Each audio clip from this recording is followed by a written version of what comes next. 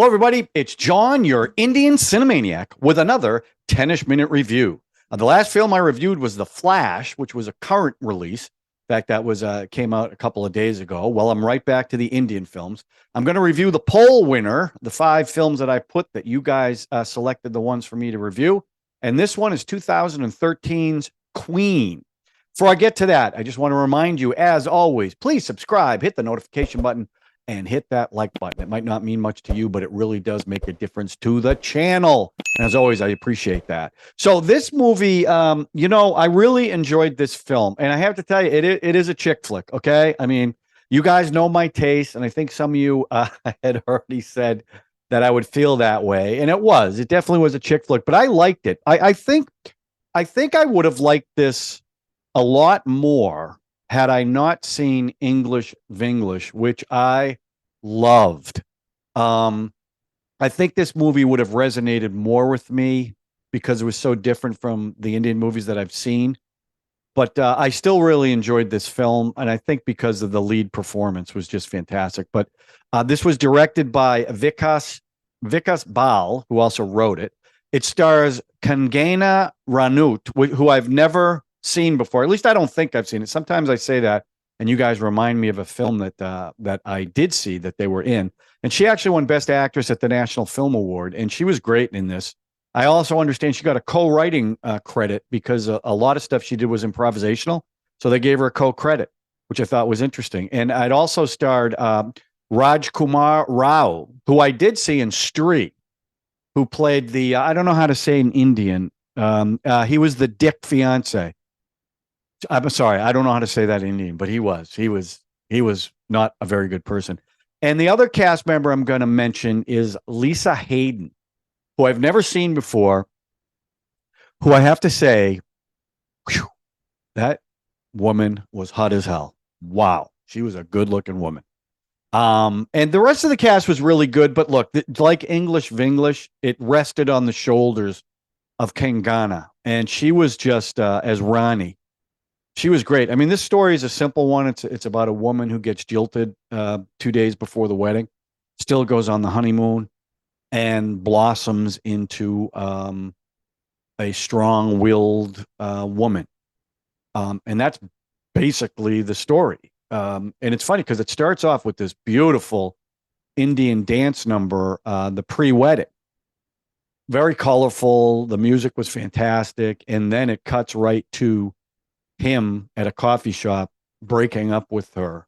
Now, I will say, and I'm gonna, there's some things I didn't quite like in this film, and this breakup scene just it seemed, I don't know, it seemed for 2 days before a wedding, it seemed way too cold to be real.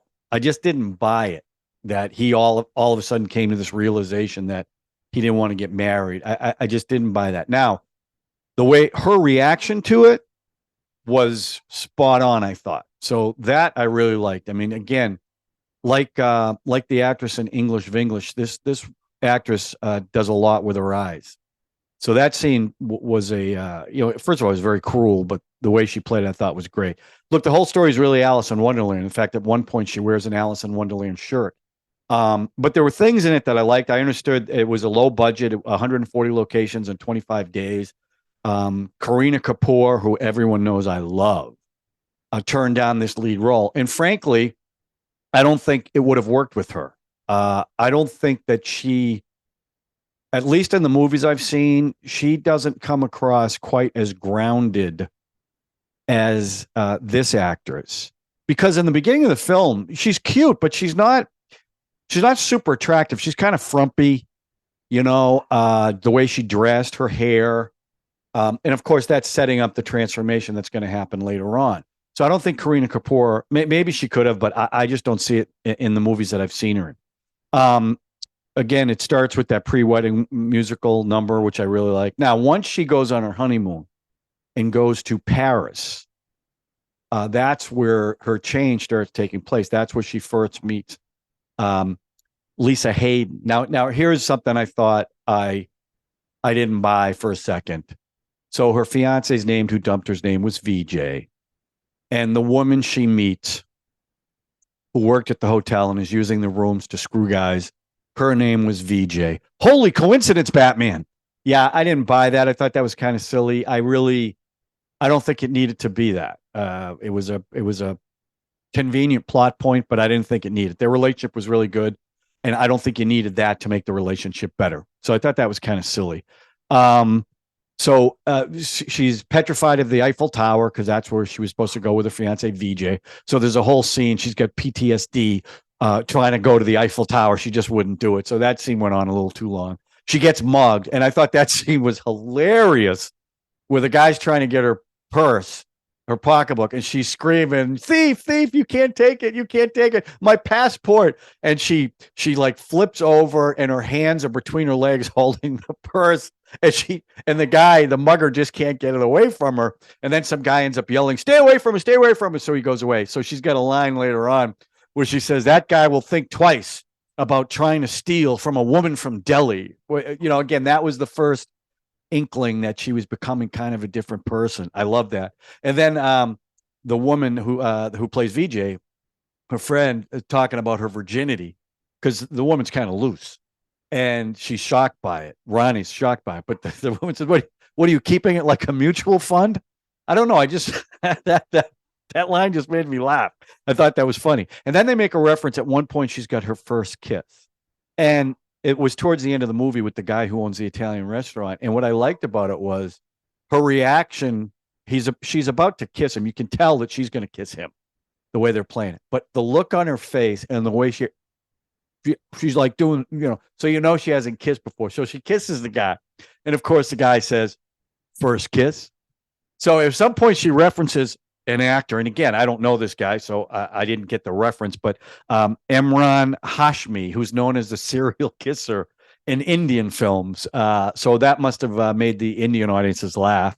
The other thing that I thought was hilarious, she's talking to her family on FaceTime on the computer all the time. But once the hot friend VJ is introduced, now the father and brother, because there's a scene where VJ is leaning over the camera and her boobs are just hanging out. And the father and the brother, the younger brother, are like drooling all over the screen. So every time Ronnie gets on a call, they want to know where VJ is. And when she's not there, they don't really want to talk to her. Talk to your mother. Very funny, very funny. So I thought this was a funny movie. Yes, it was a bit of a chick flick. And again, I'm not going to lie. If I hadn't seen English Vinglish, I think I would have liked it a lot more. But I want to say this about the performance of Ranaut, and I hope I'm pronouncing that right. I think what I liked the best about her performance was in movies like this, the person who goes through this transformation becomes like a completely different human being than they were at the beginning. And this actress did not make that choice. She did change and she did become a stronger woman, but at the base level, she was the same woman. She was shy, she was polite, she was innocent. And it's not like she was this completely different person at the end of the movie. And that's why I bought the transformation more. She was stronger. The change to her looks was very subtle. She straightened out her hair. She wore a little makeup. She dressed a little bit differently, but not nearly as provocative as her friend VJ. So to me, it was much more believable. I just thought the performance was honest. It was very funny. Her reaction to things was really, really funny. When she ate the fish at the restaurant, she started throwing up. Very, very funny performance. And when she met her roommates at the hostel, she didn't want to be in the same room with boys. And then as they went along, she felt more comfortable. And I thought that whole dynamic was good. In fact, at the end, that's who she aligned with. She aligned with her friends. And I also like the fact that although there were hints of romance, like with the one guy who was from Russia, who she kept mispronouncing his name, and the Italian restaurant owner, there was no other relationship. Now, the message to me that sends is a woman doesn't need a man to fulfill her being. And I like that. They didn't just throw her into another relationship. Again, to me, that's believable. Where in Hollywood, they would have given her a new guy who helped her to blossom. This was all on her. So I really enjoyed it. And, someone wrote in the comments that this is men bashing. And it was a little bit because, like I said, her fiance was just awful. And most of the men were awful except for her friends, and the Italian guy who at first was ticked off at her for, you know, um, not being happy with the food that he was making. And that comes back later on in the story. But overall, I really enjoyed this film. In fact, my mother's been watching these Indian movies and she really likes them. And I told her, I think this is one that you'll really enjoy. So she's going to watch and I'll let you know what she thinks about it. So yeah, I really enjoyed this. Thank you for, I can understand why people liked it. And again, this was 2013. So I guess if you're a female in India at that time, this is like English Vinglish. This was a powerful film about women empowerment. And, you know, I don't think there's anything wrong with that. And I think it told a great story. And I found the story very interesting and absorbing. So yeah, even though it was a chick flick, I enjoyed it. So big thumbs up for me. Okay, now a little change of pace. I'm going to go completely different. The second film that was picked was Dawn 2, starring SRK. So someone commented, well, why are you watching this without watching the first one? So the next 10ish-minute review is going to be longer than 10ish-minute because I am going to watch both films. I'm going to watch Dawn and Dawn 2, which is a complete change of pace from English, Vinglish, and Queen.